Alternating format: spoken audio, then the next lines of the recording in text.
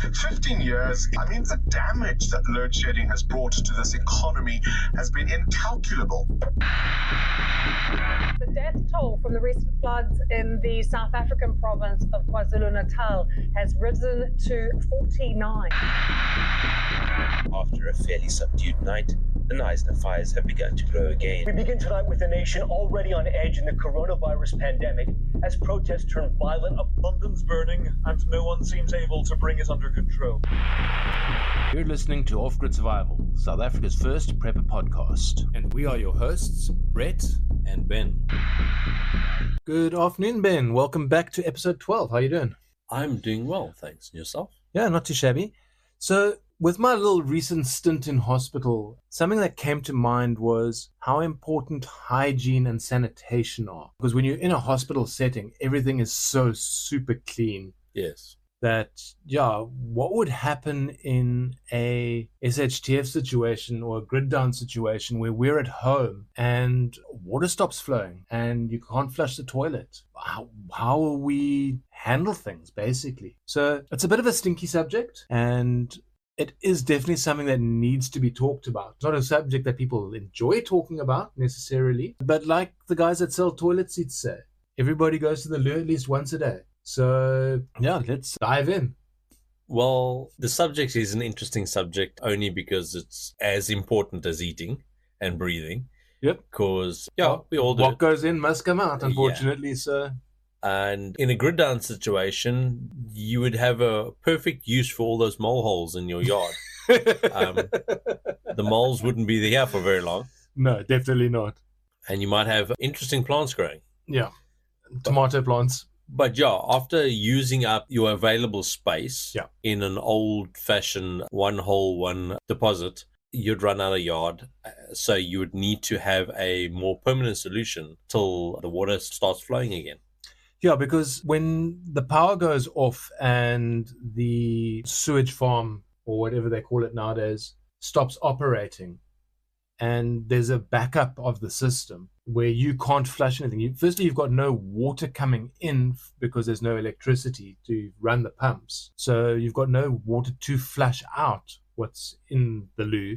You need to come up with an alternative method. Yeah. So what I've found for short term is quite a lot of the earthquake states and the guys that suffer from tornadoes and that sort of thing, they've got their local little versions of CDC in America. It's basically the same as in South Africa where we've got disaster risk management. And they've put out plans for how to have a short-term solution to this. And the most basic one that I found literally involved two 20-liter buckets, a plastic toilet seat, and heavy-duty garbage bags. Yes. And one bucket is for liquid, one bucket is for solid. And when it gets to a certain level, you then tie off the bag and you go and deposit the bag somewhere. And hopefully that only lasts for 2 or 3 days and you don't have to end up with a massive pile of plastic bags full of human waste. But if it then gets to a point where it goes on longer than that, that's when we start looking at our other options that we're going to talk about. Yeah. And I presume you're talking about just waste and toilet paper, not actually using sawdust or anything like that. Yeah, so it's very simple. Some of them go as far as having a bag of kitty litter. Okay. Super absorbent. A lot of the more modern cat litters have got deodorizers and stuff in them as well. And you literally take a cupful and you sprinkle it over what you've done. Yes. Okay. Yeah. I'm sure there's a joke in there somewhere, but I haven't found it. Yeah. Yeah, so from a sanitation point of view, then I see you've drawn up one of your lists of the 0 to 5s again. Yeah. So you want to jump in there? The grading list is always good place to start. Interesting. So in the zero planning, it's basically a bossy. You take a little trowel and you go dig yourself a hole and do what you need to do. And leave a flag to warn someone. Yeah. X marks the spot. Yeah. So anybody that's ever been hiking for extended periods of time knows all about that. It's a fact of life when you're out in the bush. And you do what you have to do. Find a comfortable rock to lean against or a log and off you go. Yeah, it depends on the need. And yes, let's just leave it at that. You can use a tree to hold on to or a rock to lean against. Yes. And then for your number one, you've got it for minimum planning. You've got a chemical porta potty setup, which I would say would probably fall into the same category as what I was talking about earlier with the 2-bucket system, except using chemical. Yeah, possibly a longer. It would be the 2-bucket system is probably more a minimum planning type of scenario. Yeah. Whereas the porta potty, you unfortunately, like most things, when you need it, they're not going to be available because everybody's going to need it.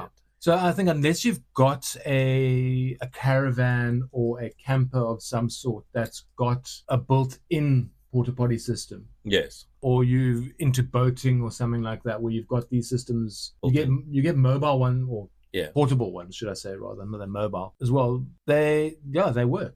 Yeah, you get some really fancy ones with like separate tanks on the bottom that can unclip and that sort of thing. They're not cheap, but they work really well. Yeah, but then you do need that particular that lovely smelling blue chemical or green chemical that goes with it. Yeah, most of these systems that we're talking about now, you need to clean. Yes, you have some type of cleaning. Or your normal toilet at home, the cleaning mechanism, the flushing mechanism is water. Yes, that's what carries the waste away. With these other systems, the waste isn't being carried away; it is being stored. But you need to then start breaking down or deodorizing. Yeah. So we move the 2-bucket system into minimum planning, number one. And number two, basic planning, we'll say chemical porta potty. Cool. And then number three, with a lot of thought and, beginner prepper type thing, is a long drop. Long drop. A lot of thought being because it takes a long time to dig. Yeah, so a long drop, it's in the name. It's a long drop. And the longer the drop, the longer it lasts. Yeah. So 3 to 4 meters for some of them. Most people are doing them about 2 meters, I think. Yeah, it all depends where you are and how much rock is in the soil. And I was going to say the type of soil. If you've got very sandy soil, you're not going to be able to dig a particularly deep one unless you line it with wood or something like that. Yes. But then you also don't mind because it's sandy soil, you can dig it more often. Yeah. It's easier to dig. Yeah. And then when you get to this kind of point, then you're building an old outhouse and you can go and cut the little moon out of the door and do all of that sort of thing. Yeah. A nice little bench seat. Make sure you sand it so you don't get any splinters in your butt. Yeah, and there's ways to build it so that you don't get unwanted guests. Unwanted guests. Yeah. Yes. Scorpions, frogs, snakes, spiders. I don't think I've ever been into an outhouse long drop situation where there hasn't been spiders. Yeah. And the thing is, when you build it over the hole, don't leave gaps underneath. Because your unwanted guests are problematic, but your family dog falling in the hole and having to be retrieved, you will never unlive that memory. Yeah, and don't take your iPhone in with you. Yeah. You don't want to have to dig that out. I've heard of situations where people have dropped their phones into long drops, and it is not pleasant. Yeah, I was also, like I said before, I was born in the Transkei, and I've heard of how they keep crayfish alive and stuff. So they get crayfish and they sell you this crayfish, but they've been kept alive in the long drop. Okay. So, yeah, that's why I always dive out your own. Go do it properly the hard way. Wow. Okay. Anyway, so leaving I'm glad I don't eat shellfish. When it comes to things like long drops, then there are ways of treating it. So it's deodorizers. Yeah, they generally don't smell too bad, depending. Too bad. Yeah. So in the old days, they used to use powdered lime, I believe. I think so. And you'd literally have a bucket next to the toilet when you'd take a little scoop out and you'd just sprinkle it down and it would cover it up. And also, I mean, if it's a more permanent solution, put in a proper vent pipe so you don't have the gases coming up the toilet hole. Yeah. So number 4 is not quite fallout ready. Composting toilet. Composting toilets are becoming quite the rage, especially here on the garden route, because most people around here, because of the low water table, have a septic system, but a lot of people are moving more towards the composting toilets. I've been to a campsite in Cape Town, which has got about 50, 60 sites on it, and they've got a brand new toilet block there, and the entire toilet block is a composting system. Very high tech. Yeah, it's quite as gross as it is to like look at it and investigate it. It's actually quite fascinating from an engineering standpoint of how they built this thing. But what they've got with that composting toilet is obviously with showers and stuff, the water doesn't go into the same section as the solid waste goes to. It goes into like more of a French drain type runoff. Yes. And the human liquids go into the toilets have actually got, or in the men's room anyway, they encourage you to use the urinals as opposed to using the toilet if you need to go for a pee. And that goes to a separate place as well. Yeah. And the actual composting toilet uses very little water in the flushing system, just enough to get it to the holding tank, where it is then in different chambers. They're all covered, they're all airtight, but some of them are clear, allowing sunlight to penetrate for the composting to take place.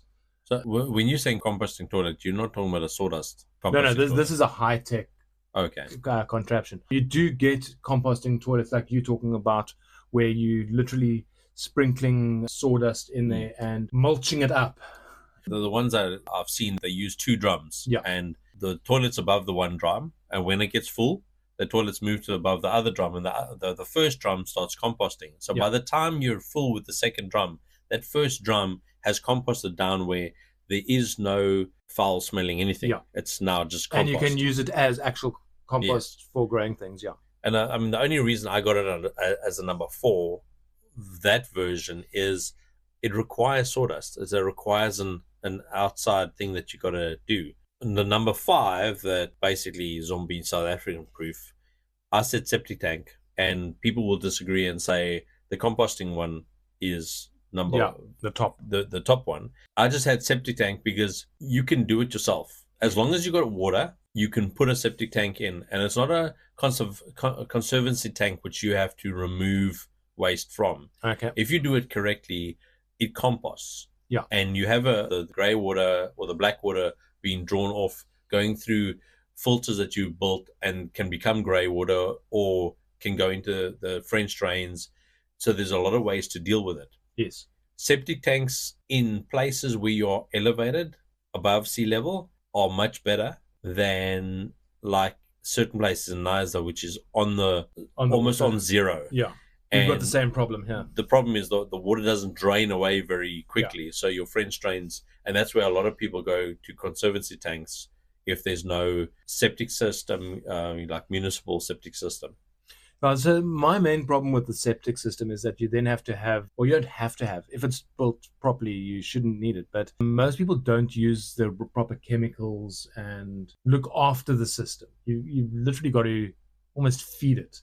So then you've got to get the municipal honeysucker to come out, and there's a waiting list for that. So, and also in a situation where we are full grid down and there is no municipality anymore, nobody's going to be coming out to suck up your septic system.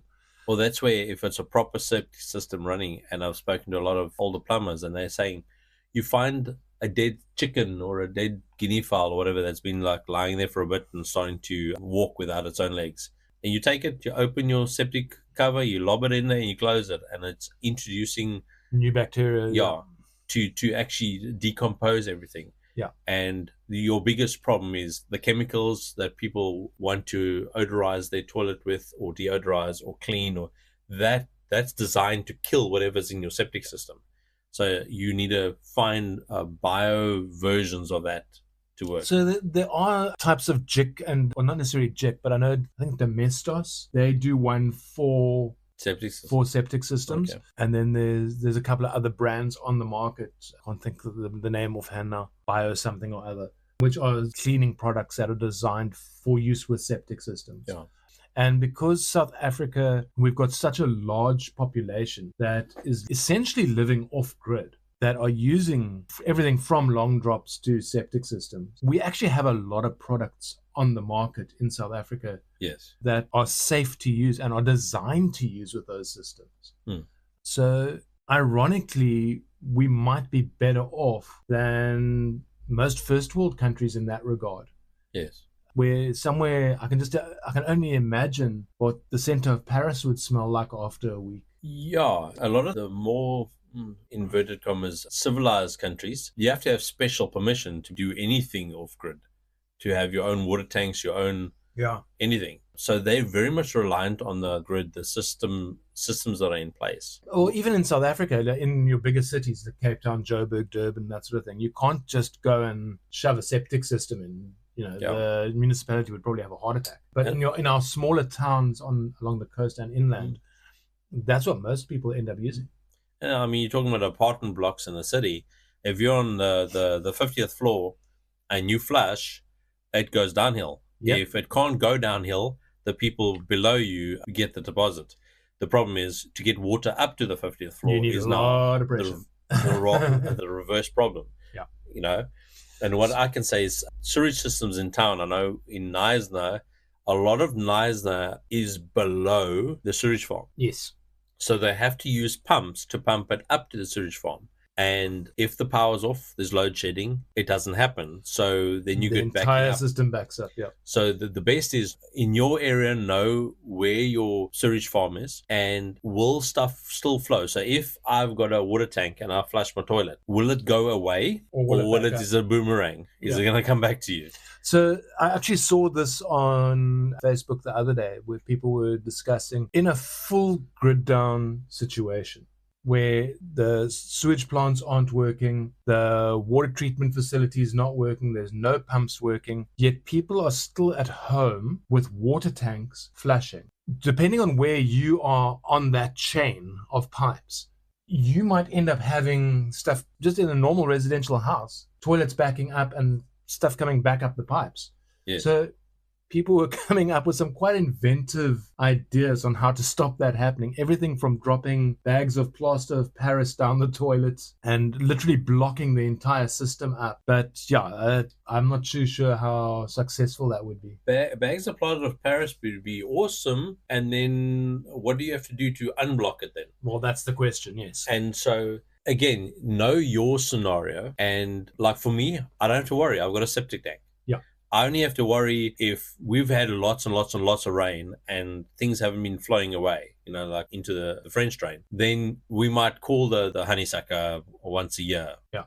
Most people utilize their 3 times free quickly because they don't run it correctly. So, but use anything correctly and put the proper bacteria in that your system needs. And it's almost self-sufficient. Self-sustaining, okay? Self-sustaining.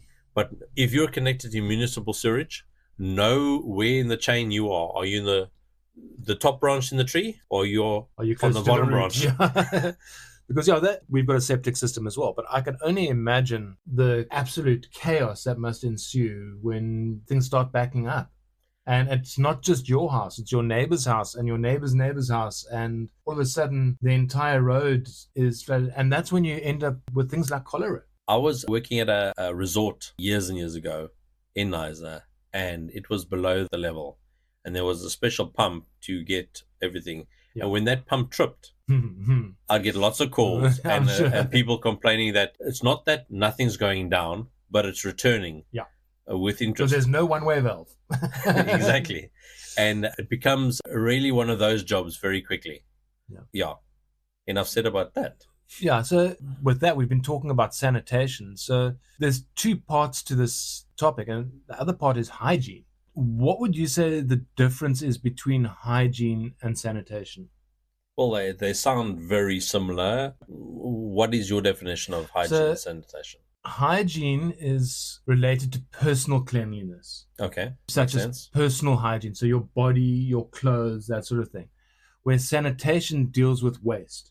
Specifically human waste. Okay. But not only human waste, also food waste. So sanitation more like a systemic thing versus hygiene is personal. Yes, that's a good way of putting it, yeah.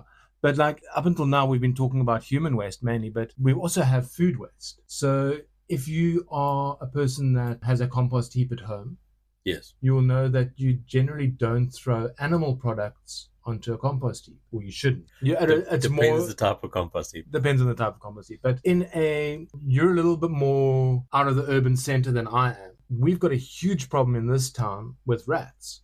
Yes. And if I started throwing chicken bones onto my compost heap, I promise you this house would be swarmed. It's really quite chronic at the moment. And knowing how to dispose of things correctly Yes. is very important. So your normal kitchen scraps, your veggie peelings and that sort of thing, should automatically be going into your compost heap. Or if you've got a worm bin or worm food, or making worm food or something you're like doing that. trench gardening. Yeah. So you work that into your system. Your more animal products and that sort of thing, you're going to have to find another way of getting rid of those. One way is, as gross as it is to burn it and get rid of all the animal fats and that sort of thing that are going to actually attract rodents and pests. Well, you can also go into composting, but especially if you are getting methane, biogas, that type of thing. Yeah. But any composting you want to do with animal products has to be, you protect it from flies. Yeah. You got to cover everything constantly. Don't allow rodents, predators, stray dogs, the neighbor's dog who doesn't have a fence around it, come and scrounge around in your compost heap, because it will make them sick, and it uncovers stuff that is really not great to smell. Yeah. So using something that an animal can't get into is the only way to actually do animal products. And they take longer to break down. Yeah, I'm sure it takes quite a bit longer to break down. Different protein chains and that sort of thing, especially with your fats. So I know, going back to Cape Town when they had the drought a couple of years back, one of the problems with the grey water is that people were letting the grey water from their sinks out into their garden. Yeah. And that's got a lot of fats in it. And they started getting a rat infestation where the rats were literally coming into people's gardens and eating the sand or the soil because it had all these animal fats in it. Yeah. So it doesn't take much to draw pests. Yeah. If you're letting grey water into your garden, you got to run it through like a stone bed. So just a basic bucket full of stone, and you have an outlet at the bottom, and your grey water comes in at the top, and it filters down, and it's a sediment trap. So all that stuff gets stuck in it, and then it flows out the bottom. And so you've removed, I don't know what the percentage, but it's a huge amount of all the flotsam and the solid particulates. Yeah. So in the hygiene and sanitation thing, the other day we covered water. So we obviously wash hands with water. Yep. There's various chemicals and products you use with water to get grease, dirt off your hands. And where the water goes is, basically part of the sanitation part. Yes. So the hygiene is what I'm doing to myself to clean myself, and the sanitation is where it goes. Okay, cool. And so obviously water you use for flushing toilets. Yeah. And in the water side of things now, we don't think of it in terms of being at home. We think more of it when we're camping or hiking, is if you wash your clothes, you wash yourself, do it away from the river. Yes. Go fetch water, take it away, heat it up, whatever you want to do, and then wash yourself, wash your clothes, and then build a wet pit or a dry pit. Soak away, yeah. So the idea behind a wet pit is you dig a bit of a hole, but you put branches and leaves and everything over it, and you pour your water through it. So whether you wash your dishes or wash yourself, so any solids get trapped, okay? And then you can move the solids away, put it in your dry pit. So those leaves that have caught the solids, put it in the dry pit, and at the end of the camp or your hike or when you move on, you cover both. Okay. And that way you can bury the evidence. So the soak away, like the wet pit, if you can't dig very deep, at least it's filtering away. You don't have little bits of macaroni hanging on a tree because you just threw the water. We call them drain snacks. Yeah. You don't want drain snacks. So you brought up something interesting there about distance away from water. So just to go back to long drops and any kind of waste disposal, you want to do that no closer than 100 meters. You want to be further than 100 meters away from your water source. Yes. If possible, further away.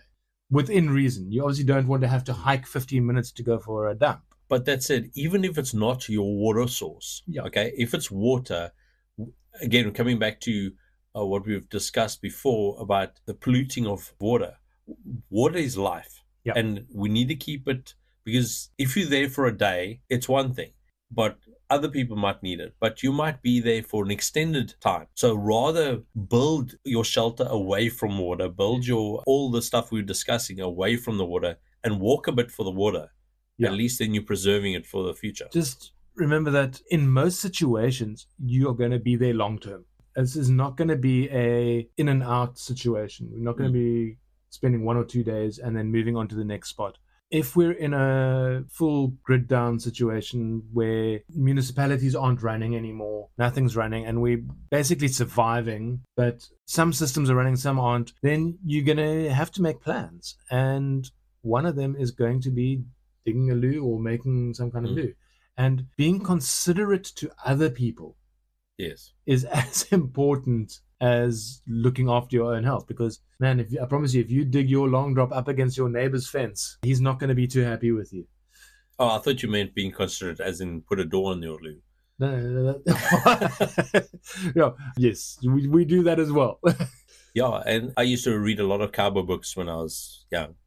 And one of the things always came across, no matter what cowboy book you read, was you go to water, you water your horse, you collect your water, you drink water, and then you may move away from the water to give animals a chance to come to the water, to give other people a chance to come to the water. But you literally, and for sanitation, it is better to move away as well, because if you're camped away from the water and you need to crawl out of your tent in the middle of the night and aim at a bush, you don't have to worry about being close to the water. Yeah. And if it's a long-term solution, you don't worry about the water that's draining away from your deposits ending up in the water as well. Yeah. So this doesn't only go for human waste. This goes for all waste. One thing that drives me absolutely nuts is people that litter. It just really gets up my goat. And there's certain areas when you drive past them, you can see that people have literally just thrown the stuff off the back porch and it's rolling down into the river or whatever. There's no respect for other people that might be using the land, other people that might be living nearby. And with that comes to, how do we get rid of general waste? So even in at least the initial stages of a grid down situation, look, litter is going to be the least of our worries, but we do have to worry about things like water sources and that sort of stuff. So we're still going to be wanting to dispose of waste, and we're still going to have things like plastic packaging and tin cans and that sort of thing. Personally, tin cans in a grid down situation, I'm keeping the tin cans. A coffee mug. Anything, a pot. You can coffee mug. You can always use a tin can for something, but there is going to be other type of waste, and there's going to be no garbage truck coming along on Wednesday morning to come pick up your bag outside your house. And just look at cities like New York, where they've had garbage strikes. How quickly you see videos of it, where there's literally piles and piles of garbage within 2 days, and people can't move on the sidewalks just because of the amount of garbage. What is going to happen when we don't have a municipality picking up garbage for 2 months? Yeah. Well, in South Africa, we've had a quite long periods in some of the cities. But coming back to saying, what do we do, is we don't wait for grid down. We shouldn't be waiting. I know in Australia, they got a initiative, some of the 4x4s, is you have 2 garbage bags when you go into the litter bags. And when you go into the 4x4 route, or you're going camping or something, the one bag is for litter you find, and the other bag is for litter that you've taken. Okay. So the initiative is about conservation, but some people do conservation as in humans are the problem. Yeah. Other people could do conservation is like, we want to preserve our environment. We love it so much, we want to preserve it. Yeah. And those guys go in and they pick up all the litter they find, and every bit of litter they take, they retrieve. So the idea is, when you go out there, make it better than when you walked there or when you went there. And we can apply that to our cities, our roads. At the moment, a lot of South Africa has the mentality of it's job creation. So if I throw some chip packet down here, somebody's going to get paid to pick it up. To come pick it up, yeah. Problem is, it doesn't happen. The wind blows and it ends up in a tree. Yeah. And so if I walk around and I pick up litter and I have a little bag, or I've got a cargo pocket that I can shove it in, and find a place that I can throw it. If every person has that mentality, we'll live in a pristine environment. Definitely. So that's one of the things that we can start doing, teach our kids, teach our friends, get a culture of cleaning up after ourselves and cleaning up after other people. And when it comes to a SHDF situation, when things are bad, if you've already got that culture instilled, it'll help keep things clean, it'll help keep things hygienic and sanitary, Yes. And your neighborhood will be better off for it because you're going to be able to start that market garden or something like that because you don't have to worry about pollutants. Yeah. And, we always talk about off-grid as in just structures fail. But if you're actually in an off-grid situation where your life is on the line and you're avoiding whoever, the litter you leave is a trail. Yeah. And it affects your operational security. So being, what's the word? Aware? Aware of what you do, but it's so ingrained in you that you live it naturally. Yeah. Okay. Then you won't by chance leave a little corner of a wrapper somewhere. You'll be taking it with you. And if that is taught to everyone around you, you can move through an environment leaving basically no indication. And if you really get so worried about and paranoid, you can take your footprints with you. But again, you start everyday life just applying it little bits at a time, teaching the people around you, your family, and we can make a difference in our environment like that. Yeah. No, very cool. So leaving water behind in personal hygiene, what would you reckon are the things that we would have to store?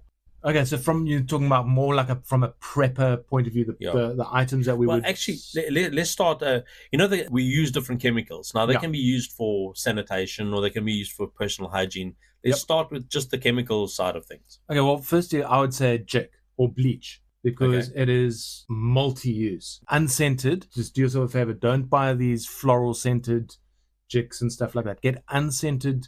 Make your water taste weird. Well, yeah, no, it's got all sorts of other oils and stuff in it. But you can use in small quantities jik and stuff, as we discussed last time, for purifying water. Yeah. Never mind keeping your place clean and hygienic. I think it's a 3% solution of jik in water. You just use that as a wipe on your counters, and you're going to keep your place a hell of a lot cleaner and more hygienic. If you look at any restaurant or anything like that in South Africa, we've got pretty strict laws revolving sanitation with that. And they all use chlorine bleaches for wiping down surfaces. And you're wiping down surfaces the entire day. Every 15 minutes, that surface gets wiped down. You've got a bucket, you've got a cloth, floors, everything. Yeah. So jik's also useful, if you actually in a grid down off the grid separate thing, you probably not recommended, but you're probably going to be having to reuse bandages and make your own bandages. Yeah. So you need to be able to sterilize stuff. Even if you had to use a scalpel to take out a thorn and you don't have a whole bunch of scalpel blades, you need to be able to take that and jik it. And so there's lots of things, tweezers, anything like that where you're working with human fluids and you want to sterilize. Yeah, in that case, the easiest way for that is and what they used to do is they just literally boil the crap out of it. Yes. And then you can use bleaches, or if you're lucky enough to have a UV sterilization source. Yes. Otherwise, things like Milton, which is used for babies' bottles, great thing for cleaning water containers. Yeah. And for doing just basic sterilization with, Yeah. They're less the nuke version. They're more softer than that. Jik's like nuking everything. Yeah. And then in the same vein as jik is your domestoses and your other cleaning products. Again, look at stuff that is suitable for septic tank usage if you've got a septic tank. If you're looking at maybe putting a septic tank in the future, start looking at those products now to get used to buying them. Yes. And maybe stockpiling them. A product that's for a septic tank can still be used for a municipal source as well. Yes. Not the other way around. So you might as well just get used to buying that stuff now. It doesn't cost any extra. Normally on the back of the bottle, it'll say safe for septic tanks. Yeah, and washing liquids also, washing for dishes. Like Sunlight liquid. Yes, or whichever brand you're into. Yeah. But also washing your clothes. You can use the washing liquid or the powders. The old school Sunlight bars, those things work a treat. Yeah, and so any of your stuff that for cleaning, because again, if you're off-grid, you need to clean your clothes, but you also need to clean nappies if you're going to do, because if you're really off-grid in a grid down situation, disposable nappies are not going to be available. Wave them goodbye. Yeah. And so you'll have to go to the old-fashioned way of doing it, which is less than pleasant. Yeah. And And then you get to washing your hair. Shampoos, your favorite shampoo and conditioner while they last. Yeah. So shampoo's quite interesting in that there's so many debates about it. Like some people will wash their hair every day. Other people I know, they'll only wash their hair once a week. Well, I don't have any hair, and I wash my hair every day because I got eczema, and I have to remove the oils out of my scalp. Yeah. So there's different reasons for doing that. But I'm at the point now where I can get away. I've got long hair. My hair's tied up. I can get away. Day 3, I have to wash it. And then, otherwise it just starts feeling grungy. Yeah. If it gets to a point where it's going to be full SHDF, full grid down, one of the first things I'm doing is cutting my hair. Vanity goes out the window in that case, and practicality takes over. At the moment, I've got the luxury where I can have the hairstyle that I want. When things go south, I'm not going to have that luxury. Especially when you go into heavy off-grid scenarios and stuff. If you're really into the moving and all that type of stuff and staying away from people type of thing, it's easier to not have to deal with long hair, and it keeps your hair dries faster. So in winter, you have less chance of getting a cold and all that. So the other thing with shampoo is you get what's known as dry shampoos. Okay. They don't use any water.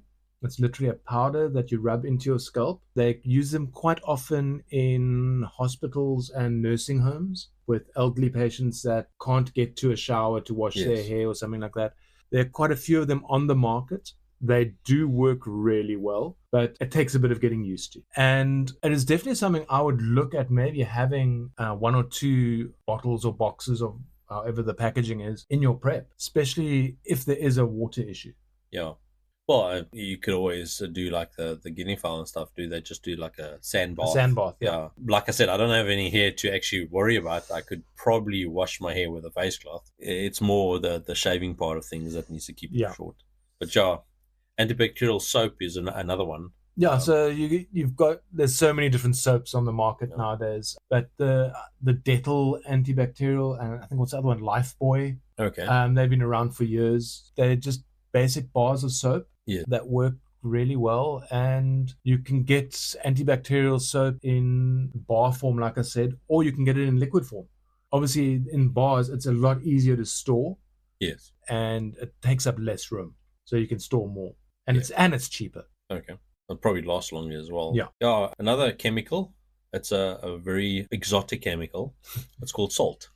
Okay. It can be used for a lot of different things. If you got milk bottles, say you got a cow and you want to store your milk. Okay. You take your salt, you put it in your milk bottle, and you actually put a little bit of water in and you shake it up and down. And the salt kills a lot of stuff inside, but it's an abrasive. So it takes off the milk solids on the inside of the bottle. Okay. And those milk solids that are there will make your new milk spoil very quickly. Yes. So you actually clean it out. So when you say salt, are you talking coarse grain salt? Yeah, coarse grain. Or you're talking like normal table salt? I'd say coarse grain, because then it's more kosher. The kosher salt doesn't have the iodine in and stuff. And, when you come into food prep and storage and preservation and everything else, salt has so many uses. Yeah. And you can use it for wound cleaning as well. Yeah. Warm water, dissolve some salt in it, and then you can clean a wound with that. Yeah. And I've seen a lot of people use just hot soap and water, to clean wounds. And we can go more in depth when we chat to Walter again. We can ask him myth or fact or fiction. Fact or fiction, yeah. And if you go just chlorine, HTH. Okay. Like for a pool. Swimming pool chlorine. Yeah, swimming pool chlorine. That's chlorine. You can use that for quite a lot of disinfecting, and it's obviously a much higher. It's a lot stronger concentration than in your household bleach. Yeah, exactly. And so you can disinfect stuff with it. You'd have to do a lot more learning. It's not so easy as just taking 3 drops or 8 drops of Jik. Yeah, and then we've got things like liquid Dettol and Savlon. Yes. So especially if you're in a high humidity area and you maybe not washing clothes as often as you should, you using the same socks for 2 or 3 days, you might end up with what was called trench foot in the army. Yes. Or athlete's foot or something similar to that. And making a foot bath, basically, again, warm water, bit of Dettol, bit of Savlon in it. Bit of salt. Bit of salt, yeah. And then just using that, it's an antiseptic. So you could literally wash your feet or your hands or whatever needs to be washed with that. Obviously, if you're going to be using it on your hands and then cooking, you'd have to rinse off. And I've also used Savlon, you put on a gauze or something and you wipe down your skin around a wound or well, that's what it's initially, And so it's got a lot of uses. Yeah. No, cool. Then personal hygiene items. So 51% of the population in the world are women. Surprise. Okay, and we're not women. No big surprise there. But there are certain sanitary products that ladies need that we don't generally need and we don't generally talk about much. But basically pads and tampons and panty liners and stuff like that are an essential thing to store for the ladies in your life. And don't think that you don't need to get that stuff. I think it is really important. And don't rely on them to buy it. Be proactive and go out and do it yourself. It's also, people are less shy now about sanitary products and stuff because there's a lot of adverts on TV. It's been normalized, and there's no reason it shouldn't be. But there are a lot of people that's still too shy to do it. And your wife, your girlfriend, your sister, whoever might be too shy to say, well, we need to stock this thing because this one works better than that one. So if you are doing it and you are incorporating them into being prepared, then ask them. Because they might have a favorite type. And again, coming back to what we spoke about before, about bug in, bug out, little bits of home convenience or the things that a person is used to makes experiences more enjoyable. Yes. And this is just one of those. Just more personalized touch. Yeah. And on the same vein as that, things like wet wipes. Do you want scented wet wipes or unscented? Generally, I recommend unscented when it comes to any type of soaps and stuff like that. If you can, it's just scent carries. Yeah. Anybody that's ever been hunting can tell you that. Yeah. Also, some people, me included, are very sensitive to the perfumes in the thing, so that it becomes overpowering. Yeah.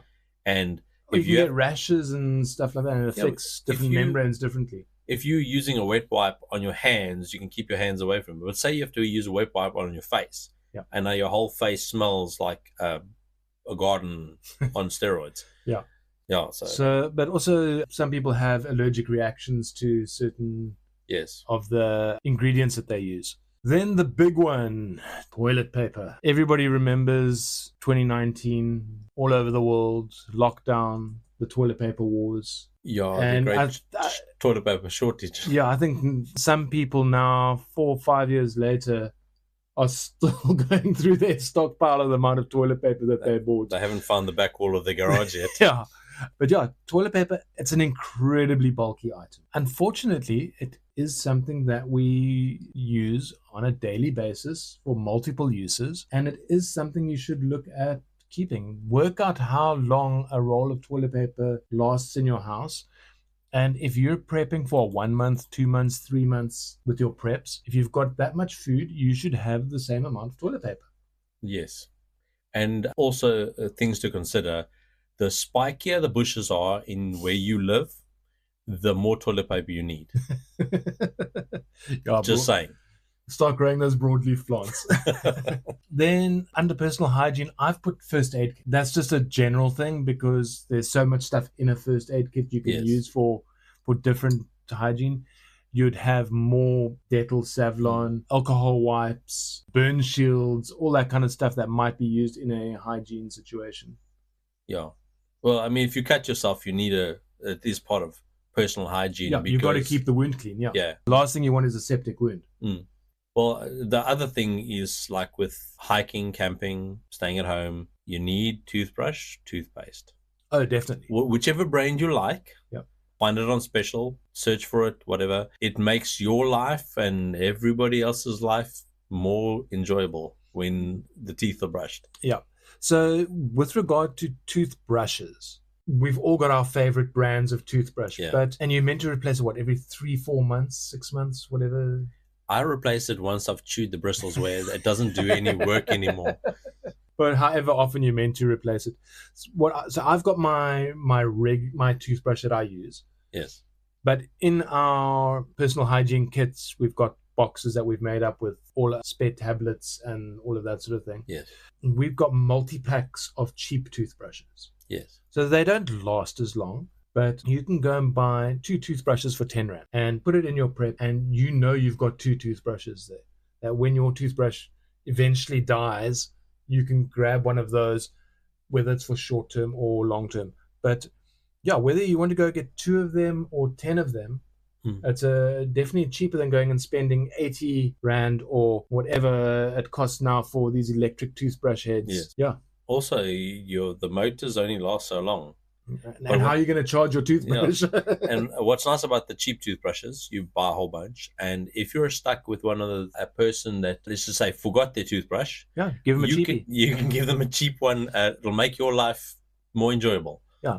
And then when it comes to toothpaste, there's many different things that can be used as toothpaste. Yes. I do not recommend anything hectically chemical, but something like bicarb of soda.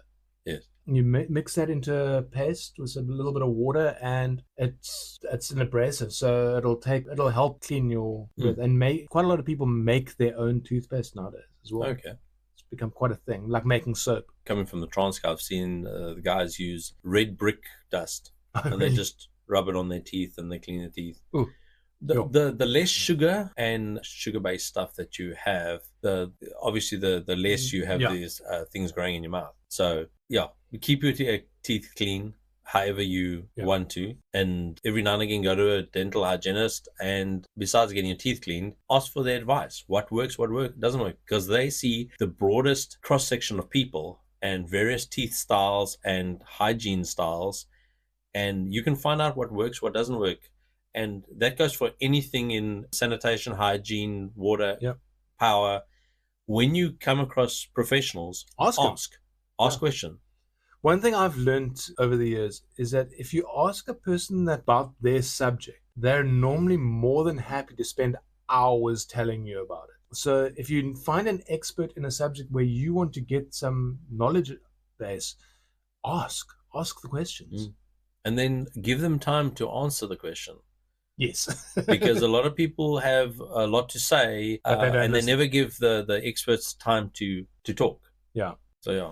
Okay, and then deodorant. Yeah, take your type of deodorant.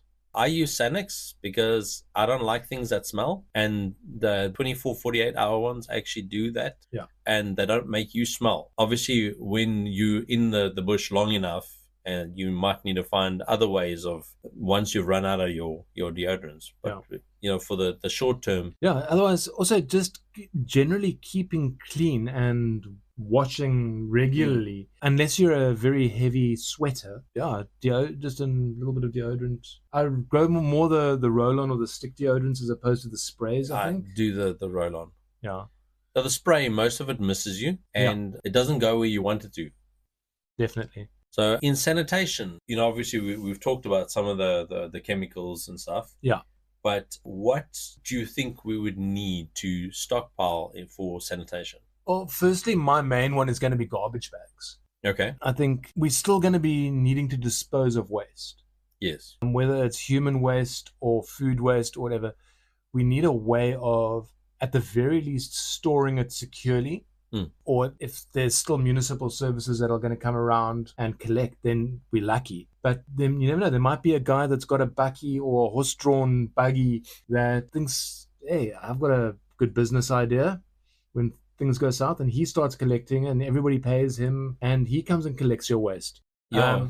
So yeah, there's always options for disposing of waste, but yeah, I think having good sturdy garbage bags, not these El Cheapo thin see-through plastic ones that you can get, especially if you're going to be dealing with human waste, that's going to be essential for cleaning stuff. Yeah, garbage bags are useful because they can be used for a ton of things. Yeah. Disposing, but also storing. Even if you, say for argument's sake, we've had it a few times, your kid gets lice, and now you're going to take all their stuff, all their pillows, everything, you shove it in garbage bags, and you got to seal it for 3 weeks or however long it takes. Yeah, and basically let the eggs hatch out, the lice die, eggs hatch out, lice die until they've extinguished themselves. So you got so many uses to having a large garbage bag. I mean, a large plastic bag. Then some other things that I've put here down are things like activated charcoal and coffee filters. Yes. So those would be used in case you need to make a water filtration system. Okay. And if you need to make a home filtration system, activated charcoal is really good as one of the many layers that you would make in a filtration system. And coffee filters would be your base layer, one of your final layers. Yeah. Or you can use it at the top. Going out. Or you could use it at the top as well. So, yes. And you can always use them for making coffee. But yeah, coffee filters very useful. You can buy boxes of 100. They're not bulky. They store really easily. Yeah, I'm always a big fan of coffee filters. Yeah, a thing that's also can be used for sanitation. We're talking about composting different things, whether it's a composting toilet or however. Compost starter. You can use it in a septic tank. You can use it for doing a compost heap. And compost heaps have a variety of purposes, but one of the things is just basically taking scraps and reducing it into a usable format for your garden. Yeah. And if you're off-grid, you don't want to be throwing away nutrients that you can feed your garden, because the more nutrients you put into your garden, the healthier your plants are going to be, and that's going to end up being nutrients for yourself again. Yeah. So that's an interesting one. Yeah. Yeah. Okay, cool. Yeah, I think we've covered quite a broad range of stuff there today. Yeah, there's a lot more to be said. Oh, definitely. Always is. And we can, sometime in the future, we could possibly find people who are more knowledgeable about all these ways of doing things. Yeah. I know, like I said, up here on the garden route, the whole composting toilet thing, at least a year or two ago, was very big. So I'm sure we'll be able to find somebody that can come and give us some more details with regard to building something like that. Well, I mean, interesting things, like if the different types of toilets, composting or not. I know one of the things I heard about, I don't know, they call it a P-tube or something, where basically I think you know it. Yeah, they used to use them in the army. So basically it's a PVC pipe, like 2-3 meters long, and they just shove one end or dig a hole and fill it with sand. And then if you guys need to go to the loo, instead of using the actual long drop or something like that, you would go to the tube and you would use the tube and pee down the tube. And what it does is it contains it into a smaller area.